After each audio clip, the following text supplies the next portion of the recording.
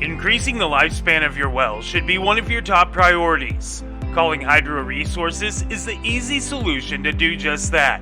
Since the 1940s as Hinkle Drilling and 1999 as Hydro Resources, they have been providing groundwater service and solutions to ag producers, municipalities, and more.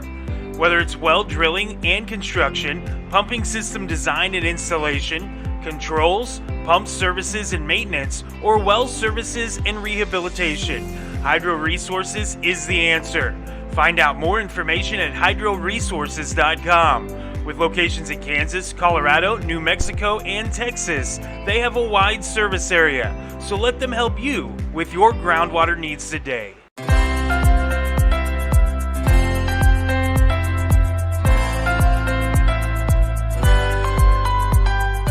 Welcome to the Hydro Resources Community Brunch on Dry River Radio.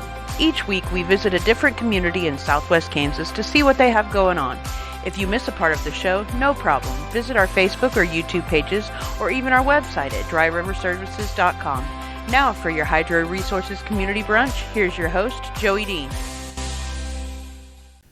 And welcome to your Hydro Resources Community Brunch. I'm your host, Joey Dean, here on Dry River Radio, and we are in Dodge City at the old train depot next to the theater and all this. If you've never been in this building, it's really, really cool. At the end of this video, we'll kind of take a tour of the area. But we're joined by Hugo Hernandez, who's the Main Street Director here in Dodge City. And I've actually ridden a train into Dodge City Station. I didn't get off in Dodge City, I got off in Garden City, but I have had that experience from the train tracks, and it's really, really cool. Have you ever done that? No, I haven't. Actually, I've never been on a train before. I need to, that's on my bucket list. So. It's pretty cool. I don't recommend the way I did it. My truck broke down in Stillwater, Oklahoma, and I had to get back to Garden City for the morning show 2 days away. And so the wife stayed back in Stillwater with the truck, and her mom drove me to Newton, Kansas, and I boarded a train at like 3 o'clock in the morning. Oh, man. And took it all the way to Garden. Got to Garden about 7:30 or so, 8 o'clock, something like that. Yeah. But went through Dodge City, and it was definitely a cool experience. I live in Ingalls.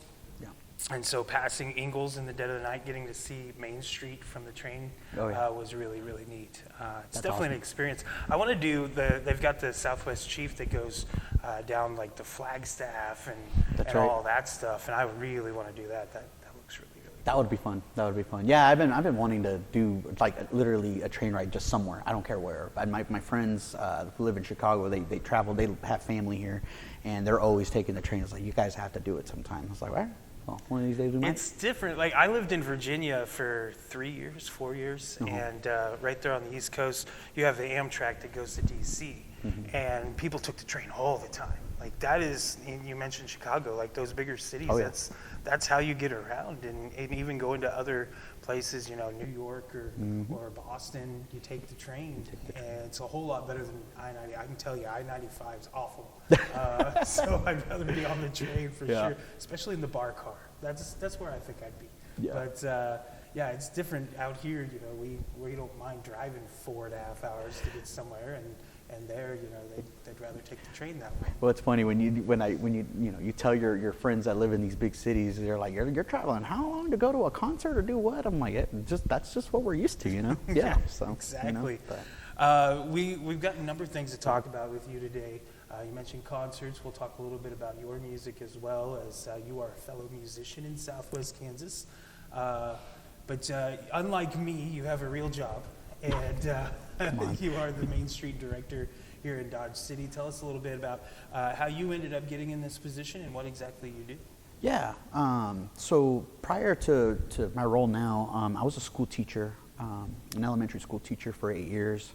And in the last couple years of doing that, I've contemplated the idea of doing something that was a little bit more community involved. I had worked with the previous director from this role on a variety of projects, events, and things like that. That's kind of how I kind of got my foot in the door, I guess.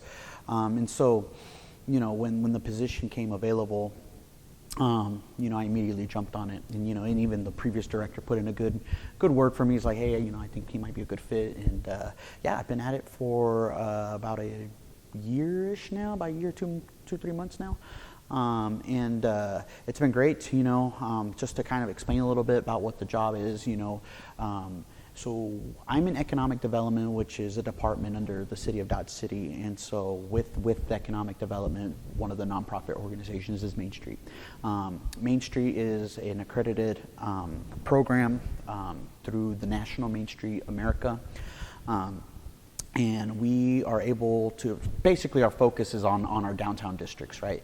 How can we support small businesses? How can we bring foot traffic to those downtown districts?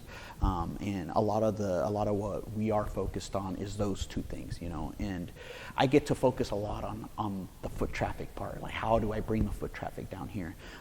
And we do that through events. We do that a lot through events. And I also help business owners with other things as well. Like we're able to provide, some grant opportunities, loan opportunities to help with, with their buildings, things like that, any renovations they need to make that are necessary, especially since they're in the historic downtown district where they have these historical buildings that we're trying to preserve, because that's the idea of Main Street is the revitalization of a historic district. So yeah, the downtown area has always been kind of like, what people would consider the heart of a community, right? And so people always want to see those places thrive. So that's kind of what I've been trying to do, over the last year and a half. It's been great. I love it. Again, it goes back to what, what I was trying to aim for, is to be a little bit more community involved. And it has definitely got me there, I guess. So, yeah. You mentioned revitalization of downtown. A big revitalization project has been underway for some time, and we're starting to move into some of the final phases, thankfully. I hate having to go around to get to Pizza Hut, all right? You can't be between me and food, all right? Yeah. But no, it's going to be really cool from all the renderings I've seen and the little bit I've been able to see over the fence. But tell us a little bit about how that project's coming about. Yeah. The ongoing streetscape project here in our downtown district has been, it's been long, but we're getting close to the end. We're anticipating it to be wrapped up by the end of the second quarter next year. So fingers crossed, just got to hope for some decent weather to keep it going, So, a lot of the things that people don't understand with that project is that, you got to keep in mind, these, the utilities in these places have not been touched in over 100 years, And so a lot of people don't understand that that's actually about 60% of that project's actually underground. So while it's getting its facelift on the exterior, it's getting the much needed love that it needs for the interior or the underground, utilities. So just, but yeah, we're getting there. We're getting there. We do biweekly meetings where we meet with Building Solutions. They're the managers at risk with the project, and they've been doing great. They've been they obviously with anything. There's always going to be a roadblock and things like that, but they've been doing really, really great. So much love to them for keeping it going. But no, just give us a little bit longer, and we'll have a complete, downtown district that's open, completely open to the community. So yeah. Not to be somebody who complains about rain in western Kansas, but we've had a lot of it this year, and it probably put things a little bit behind. Huh? Yeah. Oh yeah, there's been a lot of rain this year. So yeah, the mosquitoes at my house have been, a proof of that. I mentioned living in Virginia. I talked to some of my friends in Virginia, and I'm like, man, we got like 4 inches of rain this last month, blah, blah, blah. Like, it's so much rain. And they're like, dude, that's not a lot of rain. Yeah. And I'm like, out here it is. Yeah, no kidding. We didn't have rain for years, man. So it's a different, it's like when people in Atlanta get a little dusting of snow. They don't know how to handle it. Exactly. We don't know how to handle water. So. No, you're very right about that. And, and that's, I think sometimes a lot of people in the community probably don't understand that part of it too, is that like weather has a lot to do with it. Right. And, we live in Kansas, man. The weather won't make up its mind. Or, Kansas is bipolar, when it comes to weather. It was 28 degrees this morning, and exactly. We're rocking about 60 right now. I know. But and we're towards towards November now. It's just our weather's so weird around here. But hey, what do you do, Mother Nature? So we're talking with Hugo Hernandez with the Main Street Dodge City here in our Hydro Resources community chat, or community brunch, I guess. It is a chat too. But I was just thinking of all the like chat rooms earlier. You and I were discussing. That's why that was in my head. But you mentioned the weather and events. Yeah. And you guys have had events recently that you've had to adjust because of the weather, right? Oh yeah, anytime you do outdoor events, you're risking that, possibility of it, being canceled or rescheduled due to what Mother Nature wants to provide that day. But yeah, we had our Trick or Treat Downtown event that had to be rescheduled. It was supposed to be on the 25th, this last Saturday, but we were predicting rain that day, which it so did happen to rain, and so we actually scheduled it for Halloween night, so here in a couple days. It'll be from 4 p.m. to 5:30 p.m., and it'll be fun. Hopefully now that it's on Halloween day, it'll be maybe a little bit more lively. I don't know. We have Final Friday that day as well. Final Friday is huge for our downtown district. I mean, we get people in the community coming down, walking around to the different businesses and getting to explore and see what they have. It's Final Friday focuses a lot on the arts, entertainment, local business, supporting small businesses, and so it's going to be really cool to tie in, Halloween, trick or treat, downtown, all of that together for the event. So yeah. So I don't know if this is airing before then, but if it does, go out to downtown and come visit. So we'll be out there. So in the process, I've been fortunate enough to be like the director of events in the past and concerts and things like that, and having to be saddled with that decision when impending weather's happening. The experience that I had in the past, since I was the one kind of directing everything, is it fell on my shoulders to make that decision. And luckily, a couple years ago, I made the right decision and brought the event inside, and it rained all day long. But as always happens, you make that decision and then it doesn't do anything. How does that process work with you guys? I mean, when we were looking at it on Friday, on the 24th, we were looking at the weather. I was like, man, I don't know, it's kind of 50-50 what it looks like. So I called my buddy who works at the weather station, and I told him, he was like, hey, just give me an hour and I'll give you a more concrete answer. He told me, like, yeah, more than likely it's going to rain. So I was like, I probably err on the side of caution and, reschedule the event or cancel it. And we just didn't want to cancel it because it's just so much work. We had so many people involved and very excited about it. I was like, well, someone said, why not just do it on Halloween? So we said, why not? So of course, staying outdoors, we're still risking weather, but I was looking at it earlier. It looks like we're clear. Knock on wood, it stays that way. But yeah, it's difficult when you're trying to, especially when you have outdoor events. Like what's your plan B? You know what I mean? So that's why I tend to stick to indoor events when it comes to my like especially like outside of work with like live music and stuff that I do a lot of. Like it's.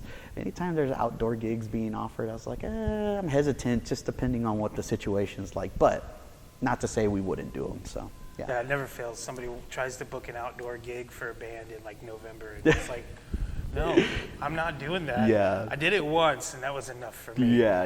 Well, I think for me, it's more like, man, it's just you put so much effort into advertising something, and then like just for it to not happen. Right. It's just kind of a low blow, I guess. So if there's ever ways to find a way around it, then we'll make it happen. So we're talking with Hugo Hernandez here in Dodge City with our Hydro Resources community chat. You mentioned things outside of work. You're a very busy guy. You help, or you I guess were the one who came up with the idea. I don't know how that all worked, but the Gunsmoke Sessions that are held here in Dodge City, and they've been held some satellite shows in Garden City. But the very first one, I got the opportunity to open it up at Silver Star Hall here in Dodge City, and you guys just bring in everybody. It doesn't matter if it's country or rock or rap or whatever. You guys bring in everybody. Yeah. That concept actually kind of started. I play in a band called Aether. We started that band back in like 2017, and so it was around like those first couple of years we were kind of taking a look at the music scene, and not just in Southwest Kansas, but just in general. And we were kind of brainstorming, seeing like what can we do that's different, that's going to be able to bring people out. All the time. Most of the times when we would play shows, we'd stick to the same lineups. It'd be rock bands, metal bands, just those kinds of bands. And we're made up of people that love all kinds of music. Like, why can't we just integrate it all into one space, you know, not just all one genre of all these performers, but like a variety of genres. And so that was kind of one of the first things. The second thing was like, how can we make this a bit more welcoming for everybody, of all ages, of cultures, whatever have you.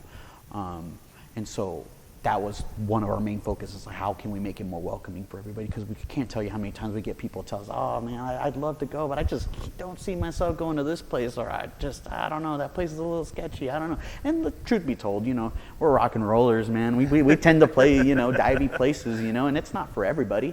So and not to say we stop doing that. We always do that. You know, we always play divey places. I mean, we love those places, but you know, what can we do to make it more welcoming for everybody? So yeah, that's how the Gunsmoke Sessions thing kind of started. So really, the idea actually started right before COVID. Like we had plans already. We already had a venue booked and everything, but right when COVID hit, it just kind of destroyed that idea.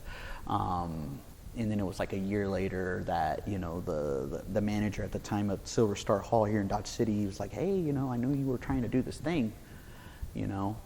He's like, you guys want to do it over here? Like, it's indoors, you know, it'll be a little bit different. And originally the plan was for an outdoor festival, and that brought in even just another crazy idea. It's like, oh, indoors, like, again, going back to the weather thing, it's like, we kind of save ourselves from any potential weather issues too, because that was kind of a big thing that we had in the back of our minds. So yeah, indoors, being able to have, you know, a couple stages going back and forth of different types of music, and having all these people just kind of walk around and check out all the different vendors that we had, go outside too. We had food trucks and get some food, come inside, you know, and just enjoy a day of music, you know, and art. Just art in general, you know, because we had a lot of artists featured as well, displaying their artwork and you know, things like that. So yeah, we did our first one, the first festival in 2022, and then we did the second one in 2023. Then after that, the last couple of years we've been doing kind of more like these quarterly shows where they're a lot smaller, kind of has a little bit of the festival-esque kind of vibe to it, but it's just a lot smaller shows, just more evening, just like 5 bands as opposed to 20 plus bands, and you know, just a couple of vendors as opposed to like 20 plus vendors, you know, and so we started doing that, and you know, we're actually kind of debating, which as you've heard, we've actually been debating actually going back to the music festival format, just to I don't know, just to change things up, I guess. It's definitely pretty cool to see all the different genres and everybody hanging out together. Oh, yeah. Like when I went to the very first one, I didn't get to stay longer because I had to go work and call a basketball game, but just in the time that I got to talk to people before I played, getting to talk to people of all different genres, all different walks of life, and all there for the same purpose, and that's to just have fun and entertain people. Right. And well, you know, for me, like what was mind-blowing, you know, you go back to this whole idea of like, okay, we want to, you know, get all the cultures involved, right? And you know, we had a traditional norteño Mexican band, you know, that was there playing their kind of music to a bunch of people that probably have never seen a band of that style live before, you know what I mean? And, you know, they bring their audience too. You see people with their sombreros and they're walking around, and then you see them actually digging some of the other music too. Like, it's kind of a cool little like toss-up. Like, I just remember seeing like these 2-3 dudes standing next to Johnny Gamero, my good friend Johnny Gamero from Ghost Town Strays. He's shredding on the guitar, you know, he's playing surf rock. Right. You know, but these other guys are just like in their, you know, you would never imagine, but these guys are just really digging it and just really enjoying what that guy was doing as a musician. So like, for us, it's just like, you know, talent recognizes talent, you know what I mean? Like when you don't have to like a certain kind of music or whatever have you, but like when people like that are artists and they recognize talent, like they're just there to be a part of it, you know, and I think that's really cool when we were able to do that at Gunsmoke Sessions. So. Yeah, Gunsmoke Sessions is definitely really cool. Getting to play at Silver Star Hall. I always had a dream to play the band shell in Wright Park, which I finally got to do this year. Yeah. Thanks to you. You gave me a call. And then right after that, somebody else called me. I played like 2 days in a row or 2 weekends in a row. Yeah. I think you still have my guitar stand, by the way. Oh, I have to get that to you, actually. But you know, there's people don't think that there's venues. There is, you know, there's always Central Station. They do a great job here in Dodge City of Yeah. putting on shows. The doctor's office downtown is a place that has live music. People have, their wedding events and things like that, but the Hoover Pavilion in Wright Park has an amazing stage. Oh, yeah. That's on my bucket list now. Since I've DJ'd there a few times, I'm Yeah. like, I got to play a show here now. But there's some cool venues in town, and I don't think people realize, you always hear there's nothing to do in Southwest Kansas, but that's not really the case. No, I'm here to tell you, I'm looking at the camera right now, I'm here to tell you that there are things always happening, not just in Dodge City, but in Southwest Kansas in general. It bugs me when people say, oh, there's nothing to do. I'm like, yes, there is.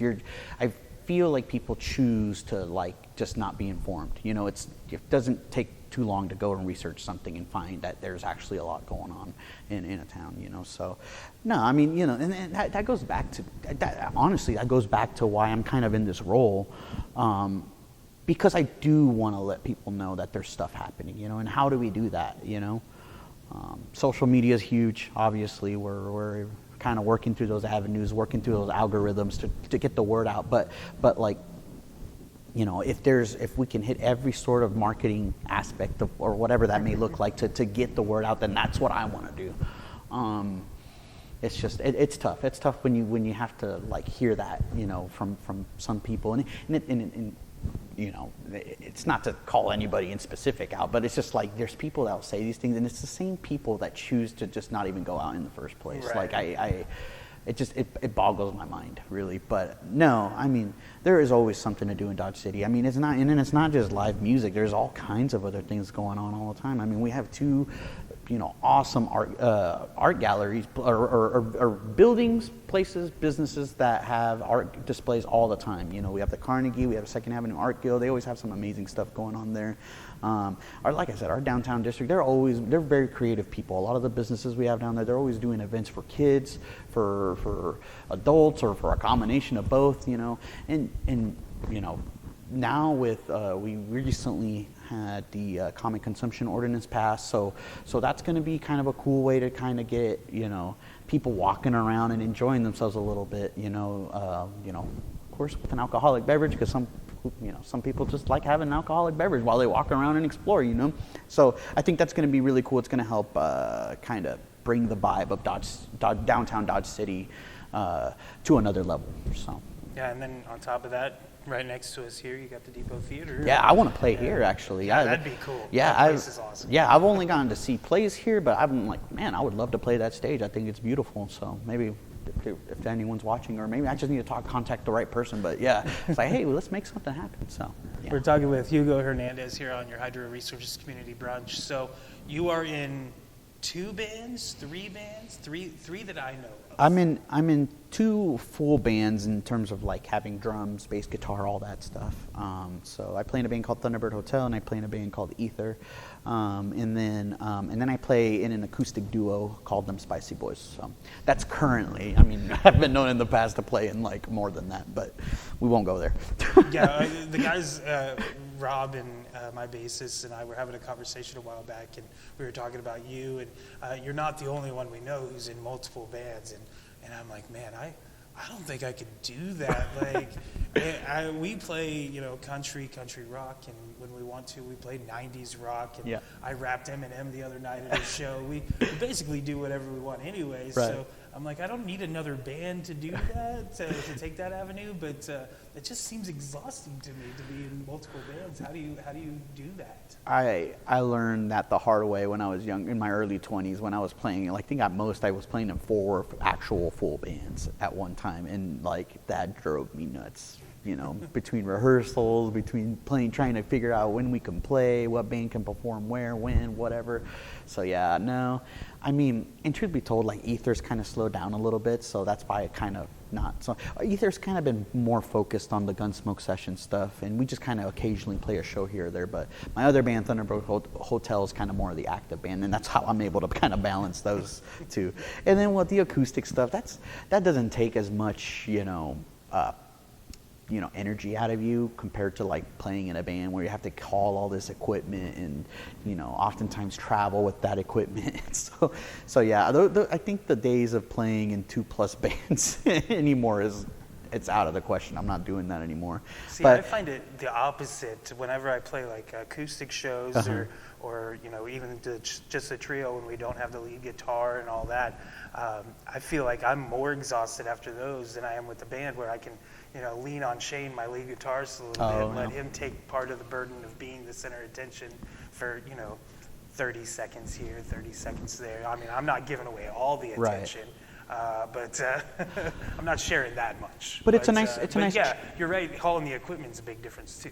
But I'm sure for you it's a nice change of pace though, to be able to kind of balance between those things. And for us that's what it is. It's like it's nice to we've been playing for the last 3 weekends these full-on rock shows, and then it's nice to kind of change it up with something laid back. And for me, the idea of playing in all these different bands was really more for me in terms of like, how do I learn from them, because they were all different styles of music, and some that I had never even dabbled in. So for me, it was more like a learning experience, really.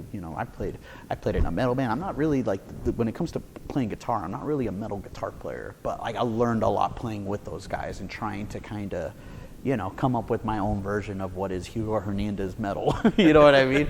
But that was a long time ago. But that was essentially the idea back then, was like, how can I get involved? Like, network with these people. Can we jam together? And like, hey, teach me stuff. Like and you learn just by seeing. How I learned so many things playing in all these bands. So I don't regret it. That's for sure. So. We're talking with Hugo Hernandez here in Dodge City as we're here on Hydro Resources Community Brunch. We've talked about a whole gamut of things here. What would you say to somebody who was just trying to figure out, you and I kind of loosely talked about this before the show, why things happen in certain parts of Southwest Kansas and not others? Why does Garden City get this? Why does Dodge City get that?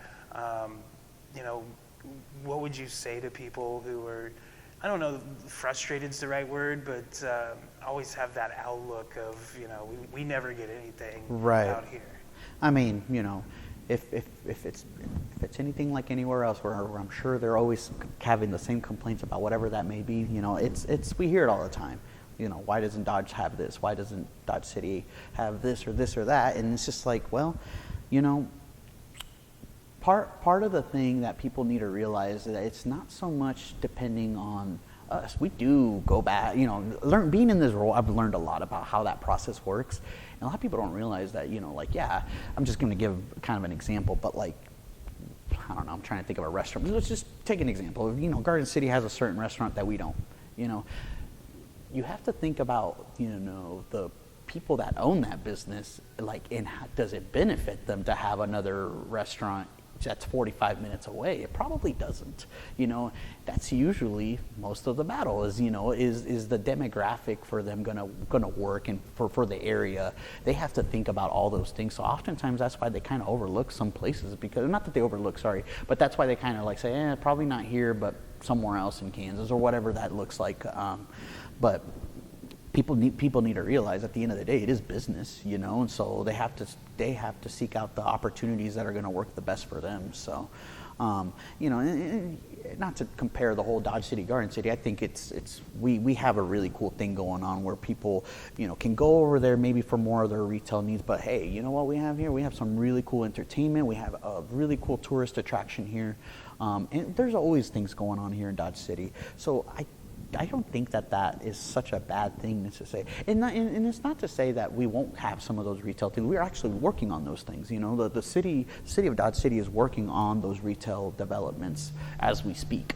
But it's just, I think people sometimes get frustrated because it's not now, or it's not, right? You got to keep in mind, you can only do so much, right? And so, like I said, we have the streetscape project going on. We have other, developments happening right now that are probably in much more need compared to these things like retail or whatever that may look like. So. Yeah, I just saw something the other day about finally going to get some development out by the casino.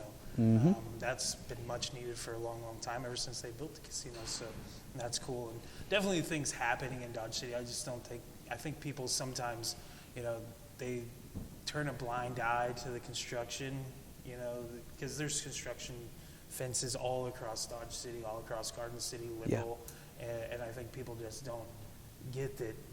You get so used to having those fences that something new is going to go there eventually. And Right. I think the assumption is always, it's another tire place or another coffee shop or whatever. And that's what you always hear. But some cool things have shown up.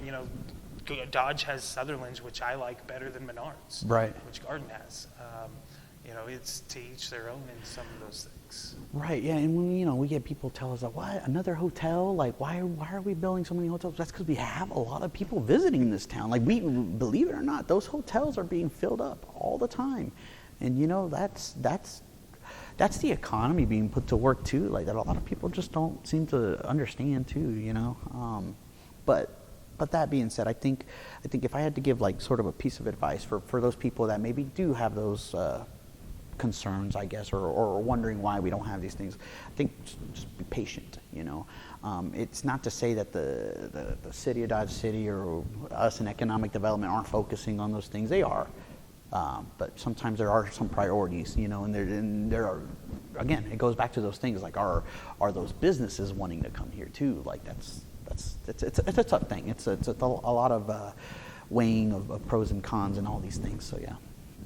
Well, I appreciate you taking the time to join us for Community Brunch, and hopefully we'll do this again sometime soon. Hopefully everything goes well with the trick-or-treating. You guys have the Reaper's Ball Saturday, correct? That's right. Yeah, we'll have the Reaper's Ball. This is one of our Gunsmoke Sessions events that we do, which is the quarterly ones like I was talking about. This is more a small show, but this is the 3rd annual Reaper's Ball, which is our Halloween show that we do. It'll be at Silver Star Hall. Doors at 6, shows at 7. And yeah, we have a cool little lineup for that one as well. So again, we just kind of like to mix it all up. There's a different genre for everyone to enjoy. So I'm going to have to convince the wife. I have the rare weekend off, and I think she's got plans to sleep all weekend long. So I've got to convince her to go out on a Saturday night, because she never goes out on a Saturday night ever. So I'm glad you guys have that this weekend, because next weekend my band will be playing at the VFW. So nice. Dodge City's got some music options the next couple of weeks. Always. I mean, gosh, live music, it's never lacking here in Dodge City. So. Well, I appreciate you joining us, and good luck with everything you got going on. Yeah, thank you for having me, Joe. You bet. Appreciate That's Hugo Hernandez with Main Street Dodge City here on Hydro Resources Community Brunch. Stick around for those of you watching the video online. We'll take a little tour of the depot here in Dodge City, and those of you listening on Dry River Radio, we'll get you back to your favorite music right here on Dry River Radio.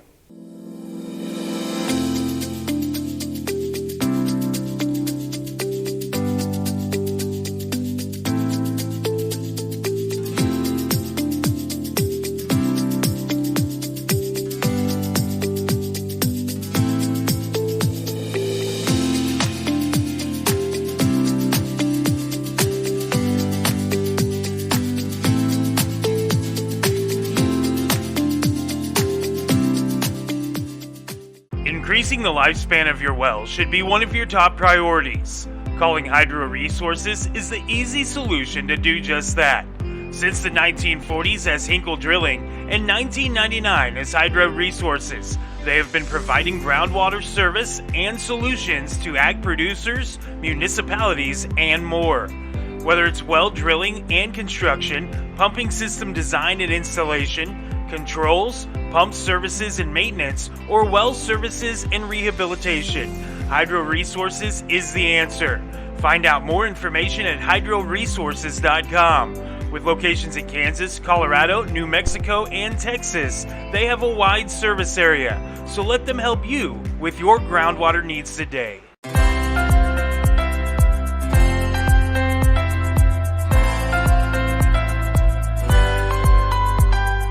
This has been the Hydro Resources Community Brunch on Dry River Radio. Join us next week to see what community we visit next. As always, you can catch up on episodes on our Facebook or YouTube pages or at dryriverservices.com.